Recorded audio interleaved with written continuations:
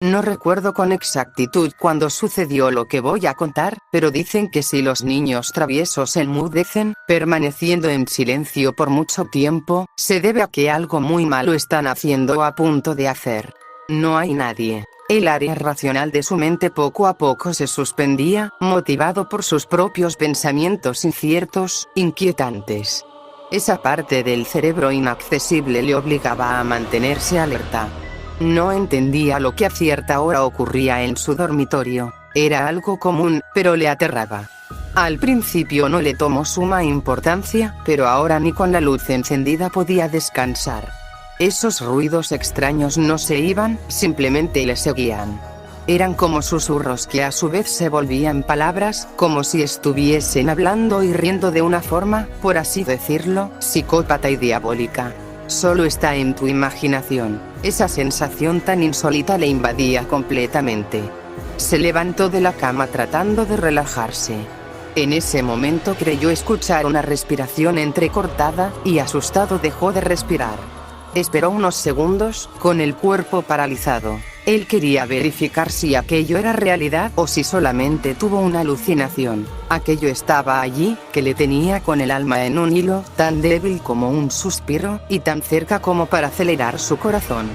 Podía afirmar que le daría un infarto en cualquier instante. Una ráfaga gélida le recorrió el cuerpo entero, y comenzó a temblar sin control. Aunque estaba muriéndose de miedo, abrió rápidamente sus ojos. Gritó tan fuerte como le permitían sus pulmones, y como por obra de magia cayó. En estado de shock lo único que veía era a esa mujer. Se le heló la sangre. Esa sonrisa de oreja a oreja, esa mirada que con un solo ojo le hipnotizaba. Él fijó su vista en el ojo derecho de la mujer, o mejor dicho el vacío de su cuenca.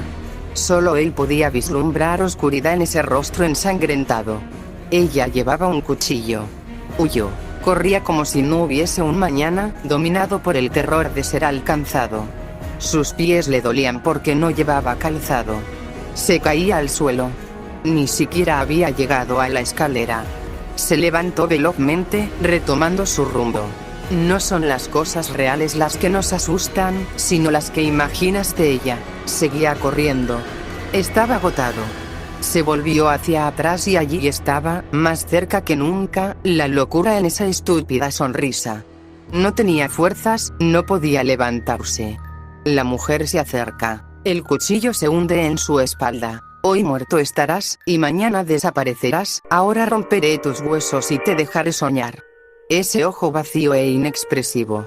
Ella saboreaba la sangre que goteaba de las múltiples heridas del cadáver adolescente, mientras reía, al borde de la locura. Y aún lees cada frase que escribo, sin saber que ya eres mío. No me busques en medio de la oscuridad si pretendes vivir. Y Vieidi, no pronuncies mi nombre. Error, ya lo hiciste.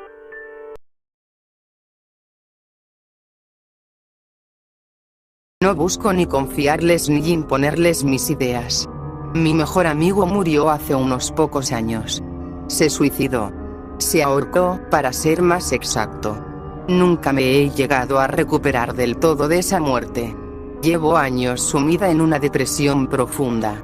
Nada me anima, nada me motiva, nada ni nadie me reanima, me siento vacía sin él.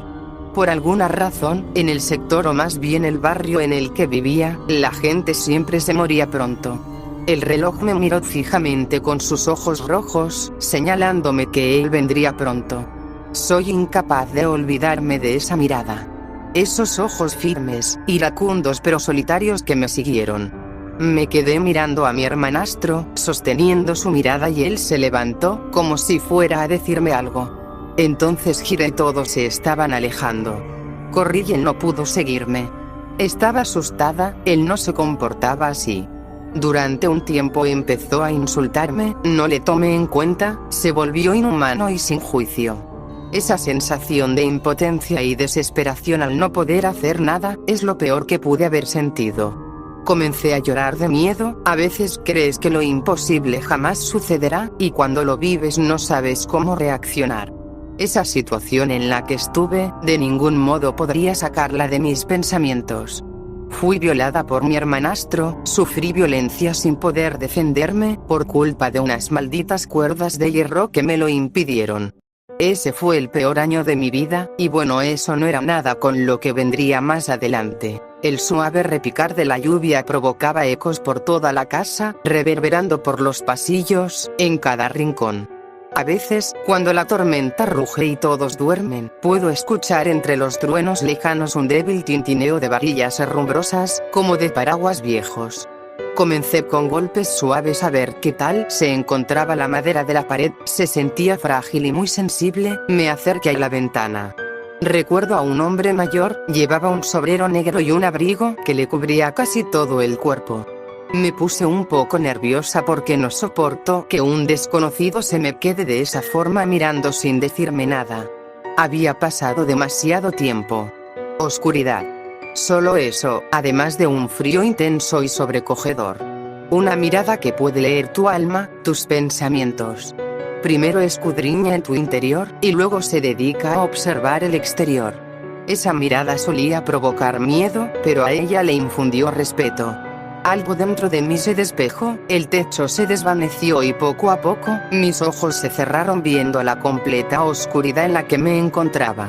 Abrí los ojos, y choqué con la misma mirada que había recordado hace solo unos minutos. Un hombre alto, delgado pero fuerte, de pelo negro, como sus ojos, me tenía cogida de la mano suavemente y me miraba con curiosidad. Me asustó y me apartó de él. Entonces miré a mi alrededor. La habitación estaba en desorden, como si allí hubiera habido un forcejeo. Luego miré al suelo. A mi alrededor había un charco de sangre. Intenté gritar, pero ningún sonido salió de mi boca. Había un joven a centímetros de mí, con rasguños en sus vestiduras. Él rápidamente levantó su rostro, era mi hermanastro. Me levanté sin entender absolutamente nada, sin sentir emoción alguna. Noté que sus manos estaban extremadamente pálidas, y sin poder sentir la emoción del asombro, jamás había visto tamaña blancura en la piel de alguien. Él se apresuró a correr hacia la puerta, pero el hombre que estaba junto a mí no lo dejó ni avanzar.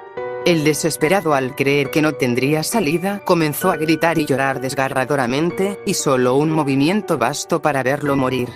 Tenía la sensación de que algo iba a pasar dentro de poco. Ese hombre, después de hacer su cometido, me miró y me sonrió con normalidad en su rostro. Tenía un sudor frío por todo el cuerpo. Me di cuenta de que esa iba a ser la último día en mi casa. Así será mi vida por siempre, o el tiempo hasta que muera, si es que alguna vez llego a fallecer.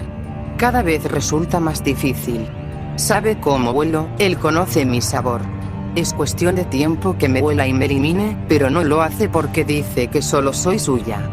Cuando me abraza siento en mí el miedo irracional de la oscuridad, su caricia es fría como un cristal. Recuerdo haber pagado mi sentencia de vida, con el ojo derecho me liberé de una tortura, mi cuenca quedó vacía. No sabía qué hacer con respecto a eso, pero sin duda era un problema.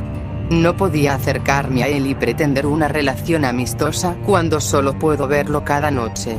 Mi existencia es nula. Él es un ser magnífico, como un ángel caído, es la reencarnación de la noche. Cuando me dio la primera provocación, en un primer momento no sabía qué hacer, pero luego casualmente, notó su dolor y oí sus gritos, mi víctima. Es la fría mordedura de un cuchillo la que la libera.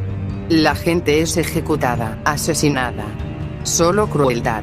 Me acerqué al enorme espejo que colgaba en la pared, y no vi absolutamente nada. Fue como si yo no estuviera allí. Mi figura no tenía existencia alguna para el cristal. Lluvia de silencio se apoderan de aquella residencia siniestra, de piedras y fríos mármoles. Una habitación en la que mi fantasmal cuerpo reposa en la soledad absoluta y en la despótica bonanza. Sentada en una roca me encuentro, a la orilla del río tras haber cometido mi primer crimen, tras haber manchado no solo mis manos de sangre. Aún no sé cómo ha ocurrido, aún me encuentro perturbada y mis manos tiemblan mientras veo el agua caer. Con la llegada de la noche mi rostro cambia, se hace más abrupto y con él mis dientes se alargan, el único ojo que tengo resplandece y mi cabello adquiere ese color violáceo, es fascinante. Él dice que soy perfecta, aún más que las propias féminas de su maldita especie. La noche está muy tranquila, a lo lejos solo oigo el cantar de los grillos. En esta trampa absurda me siento sola, y nada más recordaré en el futuro que se deshace en esta confusión. El mundo que sin más se ha paralizado es un paraíso que no ha cambiado, aquí la vida es un juego mortífero.